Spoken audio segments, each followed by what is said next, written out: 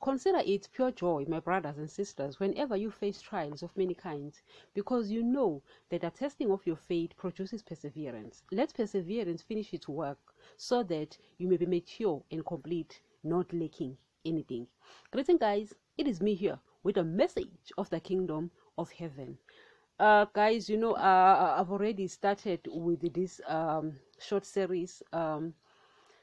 But as I was sitting and I was looking at it, some things were lingering, in my mind as I was thinking about other scriptures. You understand it, to make sure that you understand this. And I thought to myself, as much as the message, went through, guys, I did not do it justice, so I said, I'm just going to continue, with it, and just make it a short series. You understand? So here, as we've been speaking about James, he's speaking so much about considering pure joy. You understand? When we go through these various trials and temptations, he's saying that we should consider it pure joy. Oh, well, guys, when I think about the word joy with trials, it just doesn't match. Guys, I'm thinking about the word trials, temptations, and I'm thinking about joy. At least when you're giving into temptations, then that's joy. But when you have to, fight them, then, hello, there's no joy in that. Hello, guys, So I'm thinking of this dude, and I'm like, damn, it really, really shows that they were with my Lord, the way they talk, for them to even stand the kind of pain that they withstood. To me, they just say, damn, these dudes were brave, very brave, But while also thinking about what James is speaking about, one person comes to mind, guys. My prostitute, Solomon, guys, the guy had 700 wives or concubines, meaning mistresses, legal mistresses, and I think, and I'm like to myself, damn, this prostitute, this wise prostitute, one woman, guys, is trouble enough. How do you manage 700? Damn, that dude must have had guys, this dude must have had pills, you understand, Panadols, all sorts of pills, for his headache. But we're not speaking about that, because we've already covered the fact that as much as he had 700 wives, at that time, because he was spiritually dead, he was allowed to do that because he was spiritually dead. He couldn't fight, his edges. He couldn't, control himself because he was spiritually dead. That's why Jesus, when he comes in the New Testament with the new covenant, with the new blood, not the blood of animals, he says, it was said, now I'm saying. It was said, now I'm saying. And to think of Solomon, my prostitute dude there, because he was a sheep, and he was forgiven for that because he was not commanded against it. You understand? But we in the new, we are to have one wife or one husband. You understand? Because we are spiritually alive. A spiritually alive person, you understand, is not the same as a spiritually dead person. So if Solomon were to be born in this generation, guys, I'm telling you, he will obey, and he wouldn't have 700 wives. He wouldn't, because having so many wives in this generation, particularly if you claim to be in Jesus, it means the spirit of Jezebel has actually defeated you. You understand? So we know that Solomon was forgiven, and Solomon was the wisest dude, guys. The wisest dude. When you listen to my Lord, in fact, when you listen to Daddy speaks and saying that there's no one on earth who will be ever as wise as Solomon, guys, and you like, damn, really, when you read the book of Solomon, the book of Proverbs, and you, guys, his Proverbs, particularly if you're going to listen to the audio, guys, I'm telling you, so much wisdom, so much wisdom. You just want to keep hearing, because he's so wise, But then, bang, Jesus comes up, and I'm like, Daddy, had you forgotten about Jesus? Because this dude is way more wiser than Solomon. But then in my mind, I think that Daddy was speaking about human beings. Jesus was a God, you understand? So obviously he did not include Jesus in that mist. But among other human beings, you will never find anyone as wise as Solomon. And believe me, guys, when you read his Proverbs, guys, the guy is exactly like his father David. Guys, so good. But then again, when you listen to Jesus, when he comes and he tells the hypocrite of his time, he says that the Queen of Sheba, guys, he says the Queen of Sheba left where she was to come to the ends of the earth looking for Solomon's wisdom. And then he says, one greater than Solomon is here. Guys, referring to himself, you understand? And the Israelites, guys, they really obeyed. No, not necessarily obeyed. I don't want to use that word.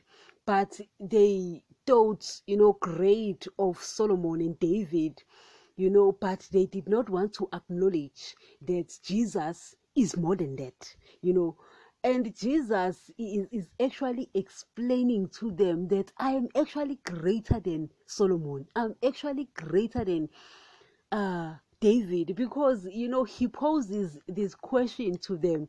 He says, whose son is the Christ? And they say, son of David. Jesus asked, how can that be, since David, prompted by the Holy Spirit, said, the Lord said to my Lord, sit at my right hand until I make your enemies your footstool. How then can the Christ be his son? Guys, Jesus was challenging them. He was actually telling them that, listen, I'm not a son of David. I'm greater than David. One greater than Solomon is here. One greater than David is here. One greater than the Sabbath is here. Guys, until you guys realize how much wise Jesus is. Guys, there comes a time where you simply have to accept. Guys, there came a time where I really just accepted that, damn, you know what? This dude is just wise. Guys, never challenge Jesus. The guy is the wisest. Believe me, even his loss is actually a win. I come to understand that even his loss is actually a win, because he plans to lose in order to win. You can't outsmart him. You can't outwin him. You can't out whatever.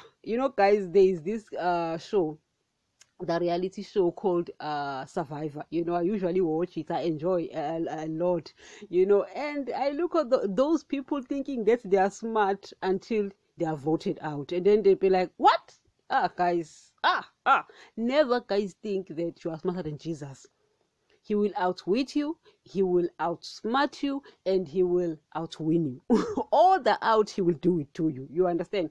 Nonetheless, guys, here we're not speaking about that. I was just acknowledging his wisdom, But Solomon, guys, this wisest dude, he says that when you rescue a person who's done wrong, I can't remember where in the book of Solomon, I can't remember the chapter, but he says when you rescue a person who's done wrong, you will have to continue doing it over and over and over and over again.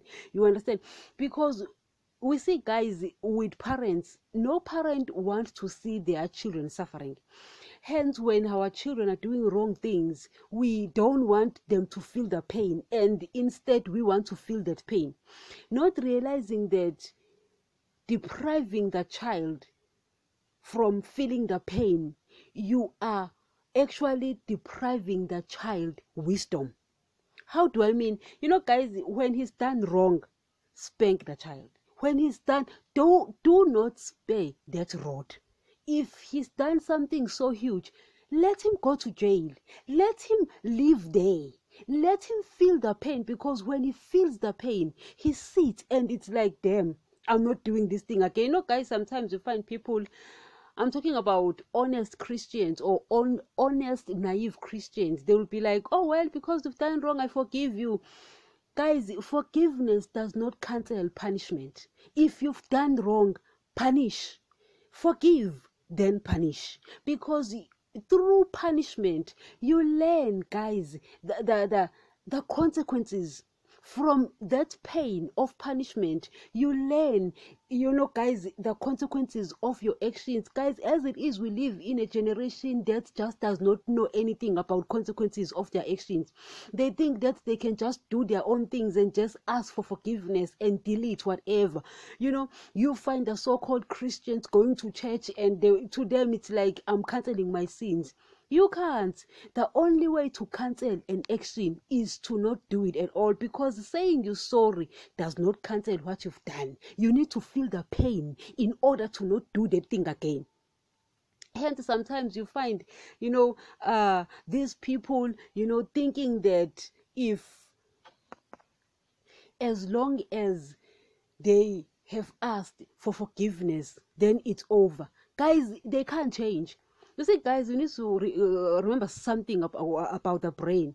You see, guys, the brain, when we are born, it's a seed, and that seed is growing. So it's actually the human body that usually grows. That's why I often speak about overgrown babies.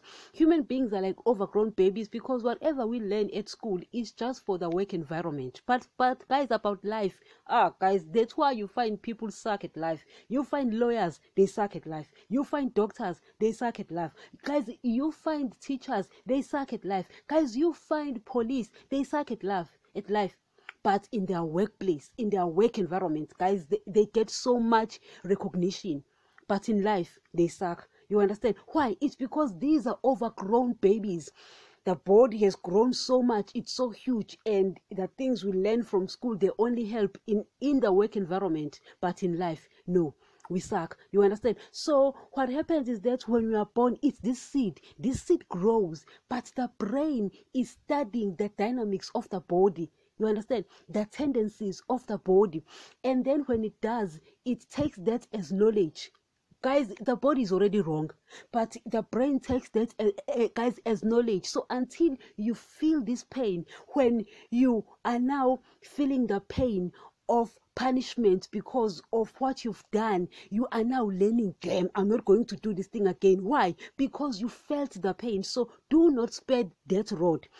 Spank the child. Take the child to jail if you have to. You understand? Because guys, really, I'm telling you, guys, it's actually a natural tendency, or a natural inclination for a parent when they see their child, who's done something wrong, jailed. The first thing they will do is to get bail money. Oh, we're going to bail the child. Don't bail the child. Let the child be there. Let the child suffer. Oh, but other prisoners will beat him. Yes, when they beat him, he will learn. He will be like, I am doing it again. You understand? Because his brain is now growing.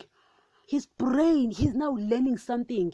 You understand? Sometimes you find people saying that, oh, it wasn't me who did it. It's Satan who made me do it. Okay, fine. I believe you. You see, guys, I believe all of that nonsense. Even if it's true, I believe that. But guess what? If I punish you, and you feel so much pain, the next time Satan comes and tells you to do the very same thing, you will fight against Satan and say, I ain't doing it. You understand why? Because if you do it, you know what's going to happen. You understand? So guys, with punishment, I love punishment a lot, because I know that it's when our brains actually grow. Not just this physical, body, but our brains. We learn from it. So Solomon here, this guy here, he says that consider it pure joy when you go through various trials, because it's the testing of your faith. You persevere, and let perseverance finish its work, so that you may be mature and complete, not lacking anything. You understand? So guys, it is important that we understand this. Do not despise trials. Do not despise, these various trials. Yes, guys, they are not joyful. I've never found joy in it. Guys, I cry and complain, and grumble. But believe me, after some time, after the trial has passed away, guys, I sit down and I ask myself, what have I learned from this? Because, guys, Jesus says that problems, tribulations, they come to us to take away the word of the kingdom of heaven. You'll find that in the Gospel of Matthew Gospel of Matthew 13. So I understand that whenever there is a trial or whatever, I will learn something. It's here for me to learn. But during that time, guys, at that time, I'm not finding it joy at all. Guys, well, I need to grow. Hello. but you are learning. So after a trial, ask yourself, what have I learned? What did you learn? Thank you.